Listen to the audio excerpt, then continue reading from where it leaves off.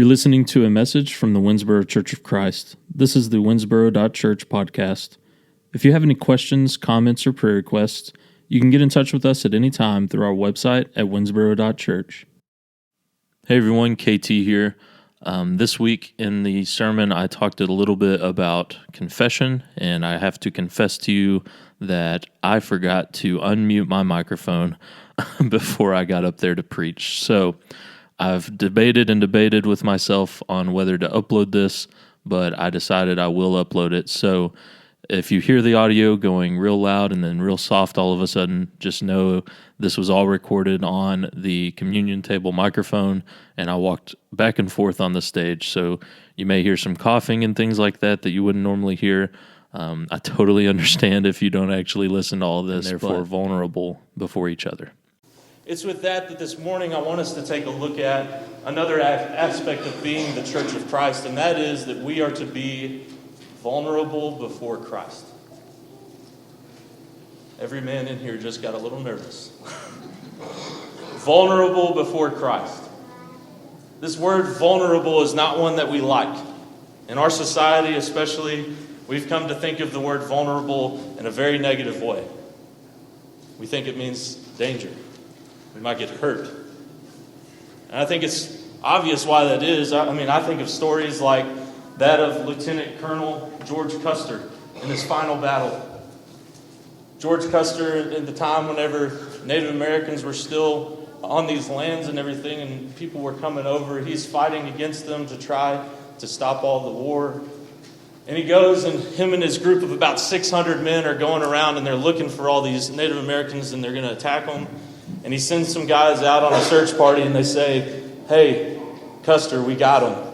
And they said, "There's like 11,000 of them, dude." And Custer says, "You're probably lying. There's probably not that many, right?" And so Custer takes his 600 men, and he divides them up into 4 groups, and he sends them out. He says, "We're going to attack." And he gets going, and all these other guys on the Indian side, there are 11,000 of them. They say, "Hey, there's like little groups of people coming. What do you want us to do?"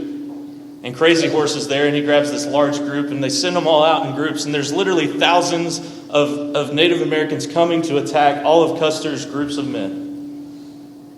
And he comes, and they're literally, talk about vulnerability. You got about 250 guys going up about 3,000 of them, right? Doesn't get much more vulnerable than that. And if you know your history probably better than I do, you know that story doesn't end well for Custer or his men.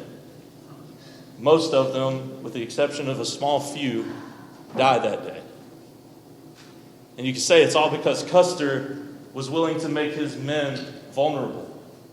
He was willing to go into a place where he was vulnerable, and therefore he paid the price. And in a lot of ways, we are taught, whether it's through actual being taught and told these things, or whether we see it ourselves, we're taught that being vulnerable never leads to anything good.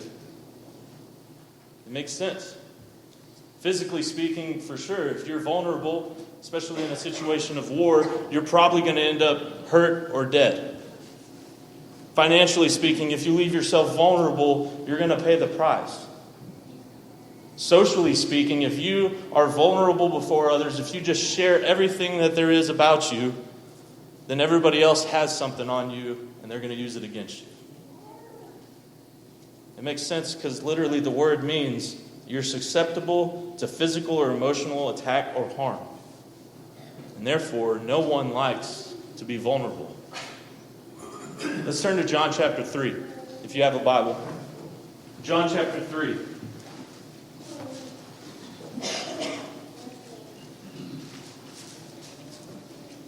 This view of vulnerability is not something new. John speaks of it in terms of darkness and light. Specifically here in John chapter 3, starting in verse 19, it says this, "And this is the judgment. The light has come into the world, and people loved the darkness rather than the light because their works were evil." People loved the darkness rather than the light because their works were evil. Verse 20, "For everyone who does wicked things hates the light and does not come to the light, lest his works should be exposed. But whoever does what is true comes to the light, so that it may be clearly seen that his works have been carried out in God. John says it plainly. Nobody wants to come to the light. Nobody. To which you say, well, hey, KT, my man. It doesn't say nobody. It says that the wicked don't come to the light. To which I remind us, none are righteous, no, not one. Paul says, for all have sinned and fall short of the glory of God. Romans 3. Who are the wicked? It's me.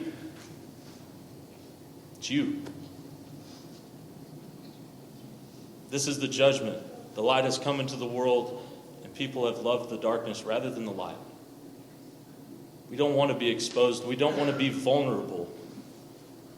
We don't want everybody to know everything about us. And yet, I believe being vulnerable is one of the key elements to a true relationship with someone. If you are not vulnerable with others in your relationships, then your relationships are only ever going to be skin deep or shallow. Because we've bought this lie that in order for there to be love in a relationship, there cannot be judgment. We say, in order for me to love someone else, I can't judge them. In order for anyone else to ever love me, they can't judge me. And so what do we do with all of the things we've ever done? We hide them away. We put them under lock and key, and we make sure that nobody ever sees that part of us. We go before everyone and we say, this is me. This is the real me. Looking good, right? Should have wore a tie this morning. And we go before people and we don't want them to ever know that we have shortcomings, that we have failures, that we have weaknesses in this life. And I'm here to tell you that if you do not have somebody in your life right now that knows your shortcomings, knows your failures, knows your weaknesses, then I'm here to tell you, you are one of the most lonely people in this world. I say that with the most love possible. If you do not have somebody who knows the real you, who knows everything about you, you're lonely. But if you do have somebody who knows that, if you do have somebody who knows the real you, who knows your shortcomings, knows your weaknesses, and knows your failures, and I'm here to tell you that is the closest thing to a pure relationship you can get. When life hits hard, when things come up, I guarantee you those are the people you call. Those are the people you turn to because they're not going to mess with you and just say, oh, you're good, right? Those are the people who know the real you, who say you've been down this path before, don't do it again. Who pull you up out of the pit because they know where you've been and they know what you've been going through. This morning, I'm here to tell you that God is calling you to a relationship like that. God is offering you a relationship where He knows everything about you and He's calling you to get to know Him too. All of your shortcomings, all of your failures, all of your weaknesses. As Christians, if you're a Christian here this morning, that means you've started this relationship. At one point in time, you chose to step into the light and be vulnerable. At least once. You step out and you say, I know that I'm a sinner and I repent of my sins. I want to turn from that life and I want to follow after you, Jesus. And you get baptized into Christ and have forgiveness of sins and the gift of the Holy Spirit. And you start walking in the light. But then something happens. Let's turn to Ephesians 5.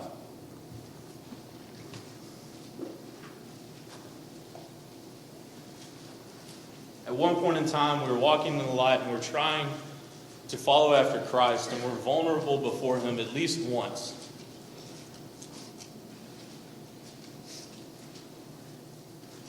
Let's see what Paul says here. Ephesians 5, starting in verse 6. Let no one deceive you with empty words, for because of these things the wrath of God comes upon the sons of disobedience. Therefore do not become partakers with them. For at one time you were darkness, but now you are light in the Lord. Walk as children of light.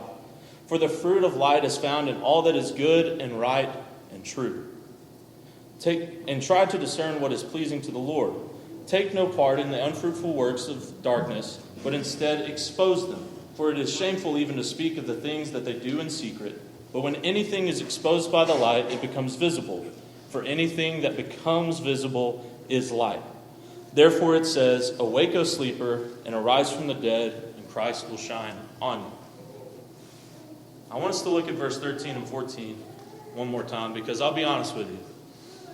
I've kind of laid out at least the topics that I'm discussing and preaching on over the next few weeks and everything. But each week as I sit down and really start to hash out exactly what I'm going to say, this is one that up until even yesterday I've been wrestling with. Because it's so profound to me. Verse 13, Paul says, "But when anything is exposed by the light, it becomes visible." Check. Makes sense, right? You know, I read this verse and I think about whenever I was about 12 years old. I would go to my friend Josh's house all the time, and we loved to play hide and seek in the dark. And the only rule that we had was you can't go outside, so you got to stay in the house. And the biggest rule we had was no turning on the light. I kind of had a habit of turning on the light. Because I'd walk around and I'd be feeling my way through, and I'd stumble and I'd hit something, and I was always worried I'd break a lamp and have to pay for it, you know. So I would walk into a room, and I'd just bump the light, and they'd freak out and say, "Hey!" I'd say, "I'm sorry, I didn't see it." Right? But after I turned on the light, the reason they got so mad was because I could see them then. I could see where everything was. I could see the good, I could see the bad. So we understand Paul. But when anything is exposed by the light, it becomes visible. Check. It makes sense. Look at verse 14. "For anything that becomes visible is light." What? Anything that becomes visible is light. I want us to consider exactly what that means. You may have noticed my friend over here. I call him Cy. It's short for silhouette. But Cy here has been a Christian for a while. He's a pretty good dude. He goes to church. He tries to help out anywhere he can, serve wherever and whenever he can. He's a pretty good guy. Cy here read Ephesians 5. At least up until verse 11, when it says, "Take no part in the unfruitful works of darkness, but instead expose them." So that's important. It is. So Cy here, he took that to heart and he got out into the world, and boy, did he see some darkness. He said, "My goodness, look at it." So Cy starts talking to everybody he can. As a good Christian, he goes and he attempts to expose the darkness that is around him. Unfortunately, every time it seems that he's met with anger or disdain. Because remember, people don't like being vulnerable. So Cy, unfortunately, he gets discouraged and he stops. He stops trying to expose the darkness because at every turn, people get angry with him, and then he in turn has become angry with them. He becomes bitter about those people to the point where he becomes against those people. That is, until a friend came along and talked to Cy, and he said, "Hey, Cy, I know you're telling me how discouraged you were about trying to talk with others about the darkness in their lives and trying to expose them and bring them to the light. But let me show you what verse 13 and 14 says of Ephesians 5. But when anything is exposed by the light, it becomes visible. For anything that becomes visible is light." I think that Cy, like some of us, like even me included, got to a point where he was trying to call out darkness from a place of darkness. He was trying to call out the darkness that he saw around him, yet he was still in that darkness himself. still a Christian. But he had taken all the things that have happened in his life and he's put them in a box to where that nobody could ever find them. Because here's the incredible thing. When we come to Christ, he forgives us of our past sins and our future sins, and all that is good. But the sin is still there. It leaves a remnant, it leaves a hole, it leaves a scar on our lives. And we as Christians, we like to take that forgiveness of the sins and we like to have Christ forgive us of all that stuff, but then we take those things in our past and we hide them away so nobody will ever find them. We expose them once, get the healing, okay, we're done, move on, and we go and we continue to live in darkness. That's why Paul says these words. And we get this mentality in our head that if we're to walk in the light as Jesus in the light, then that must mean that 24/7 I'm going to be perfect. That must mean that I'm never going to slip up. I'm never going to stumble. I'm never going to say a bad word ever again. I'm not going to lie to my parents. I'm not going to cheat on that test. I'm not going to make fun of somebody. I'm going to be better. But I don't believe that's exactly what he's saying. With the help of Sai, I'd like to give us a different view of what it means to walk in the light and what it really means to expose darkness. I'm going to ask Griffins if y'all would come help me. Austin and Brennan, proud of them. If y'all would just stand there for a second. Sai, just like me and just like you, he has this past. He has these things in his life that weigh on him. He doesn't want him to be exposed because then everybody would know the real him. So he still goes to church. He still helps out where he can, but he doesn't do it fully. There's still this darkness in his life. And some of it, I might add, is not by his choice, but a lot of it is. And that's the stuff that he doesn't want anybody to know about. And as a Christian, Sai is called to walk in the light. And I hope to show you what I think that means.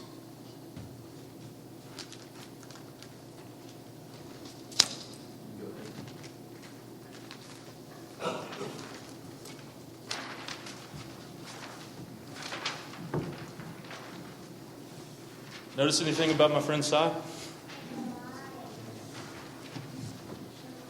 Sai's got some scars. He's got some hurt. Some of it's because of things that others have done. A lot of it's because of things he's done. And it's through those scars, it's through the darkness in his past that we read and we hear that anything that becomes visible is light. So that whenever Sai goes now and he talks to his friends about what it means to follow Jesus, he's not coming from a place that says, I'm better than you because I don't struggle with the same things you struggle with. He doesn't come from a place that says, I'm not going to ever tell you anything about my life, but let me hear all about your dirty secrets. He comes from a place that says, I'm just like you. I'm not perfect. But as Paul says, my grace is sufficient for you, for my power is made perfect in weakness.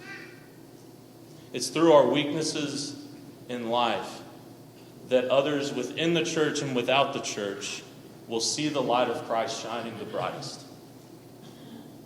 Christ didn't come into the world to save those which are righteous. He came to save sinners. That's us. I'm going to turn this off. Thank you, Brennan. David Blair let me borrow a light, and I think it might cause a fire up here, but that would be memorable. To come into the light is really to say that you're coming into the presence of God. I know that's not an easy thing to do. It's one of the hardest things that we will ever actually do because it reveals who we truly are. It reveals all of our mistakes, all of our flaws, all of our weaknesses. There was a Greek philosopher you've probably heard of named Aristotle. He wrote a book called The Politics. And this was hundreds of years before Christ came. And just so you don't think that I'm some incredible scholar, I've never read this book. I've heard about it. But in this book, about 3/4 of the way through, he's trying to create this perfect society, right? So imagine in your head what a perfect society would look like. And he's getting along, and then he comes up with this really weird speculation. He speculates. He says, let's suppose that in this perfect society we're trying to create, that a God in the form of a man comes in to the society. Suppose this man comes, and that he is a God amongst men. We would call that incarnate, God in the flesh, physically walking among us. God becomes man and lives in that country, in that society, and he says, what should we do with this man? What should we do with the man who is God amongst men in a society where we're trying to make it perfect? And he says, we would have to exclude him. We'd have to get rid of him. Why? Why is that? He explains, the very moral perfection of their life will reveal all the imperfection around them. So they must be ostracized. They must be cut off. If they try to return, they must be killed, because we can't have that. We can't have somebody who is truly perfect coming in, because that will reveal all the imperfections that are around them. John 3, verse 16. You've all probably heard it. For God so loved the world that he gave his only Son, that whoever believes in him should not perish, but have eternal life. For God did not send his Son into the world to condemn the world, but in order that the world might be saved through him. Whoever believes in him is not condemned, but whoever does not believe is condemned already, because he has not believed in the name of the only Son of God. And this is the judgment. The light has come into the darkness, and people loved the darkness rather than the light, because their works were evil. For everyone who does wicked things hates the light and does not come into the light, lest his works should be exposed. But whoever does what is true comes to the light, so that it may be clearly seen that his works have been carried out in God. We come into the light so that everything that we do, even through the pains of our past, it can be clearly seen that God is working in and through us. I believe that truly, you cannot have love without judgment. So how do you know that you actually love him? That is what God offers us. Because truly, it wouldn't be just for God to actually just say, I love you, I forgive you, go be happy. Because God is a truly just God. He is fully righteous, he is fully pure, he is fully true. For God to truly show his love and his mercy, I believe that he had to do it through his judgment and his justice. That is what the cross of Christ represents to us. That we come to him not without judgment that's coming upon us, but instead that Christ takes our place and takes the judgment for us. He calls us to be ones that walk in the light as he is in the light. Earlier on in verse 1 and 2 of Ephesians 5, he says, therefore be imitators of God as beloved children, and walk in love as Christ loved us and gave himself up for us as a fragrant offering and sacrifice to God. I believe if we're doing that, we'll have unity. If we do that, if we're willing to be vulnerable first before Christ so that his light can shine through us, all the way through us, and we show that to each other, then I truly believe that the light and the love of God will be seen and recognized by everyone who comes into contact with us. You want to reach lost people. It's not through some incredible program. It's not by getting polished up and showing our best face to them all the time. Christ said they will know you are my disciples by your love for one another. Now, here's the thing. I am not asking you this morning to come forward and tell me all your deepest, darkest secrets. Don't get nervous. I will say that if you need prayers this morning, if you need help getting through something that you're going through, that is exactly why we are here. We gather together as God's people to share in our weaknesses and bear one another's burdens. Often a place like this that we call a church becomes a place where we don't feel that we can do that. I want to tell you this morning, me personally, I'm just like Si. Only I probably got a few more scars in there. There's no judgment here that is not without love. So this morning, if you need prayers, or if you need to put on Christ in baptism, we want to help you with that. If you need to step into the light for the very first time, that's why we are here. We want to help you. But if you're a Christian, if you've been coming to church here for a while now, I want to encourage you with one thing. We do something in this church called life groups. Many of you are a part of them. Many of you see the benefits of them regularly. These are groups that meet together on a regular basis to get together and actually share in the love of Christ. And we work on loving one another better through these relationships. Because, let's be honest, it's hard to come forward in front of hundreds of people. It's a little easier whenever it's a group of 10 or 15. And you're all there sharing in the life that we all live through Christ. So my challenge to you is if you are not a part of one of those life groups, I'm going to ask you one question. Why not? What are you afraid of? We're here for you. We're here to share in the light and the love of Christ so that we can be better Christians, so that we can share the light of Christ out in the world of darkness, not from a place of darkness that hides away and tucks all these things in our past, but we share those things so that the light of Christ can shine through them.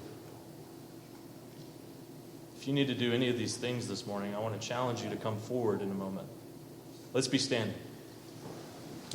Before we sing this last song, I want to read verse 13 and 14 one more time for us. After this, we'll sing a song. But if you need prayers, if you need to respond to the gospel, or if you need to sign up for a life group, you can do that today. Talk to an elder, sign up online, whatever you need to do. But as you go about this week, I want to leave you with these last two verses one more time. Paul says, "But when anything is exposed by the light, it becomes visible. For anything that becomes visible is light. Therefore it says, awake, O sleeper, and arise from the dead, and Christ will shine on you."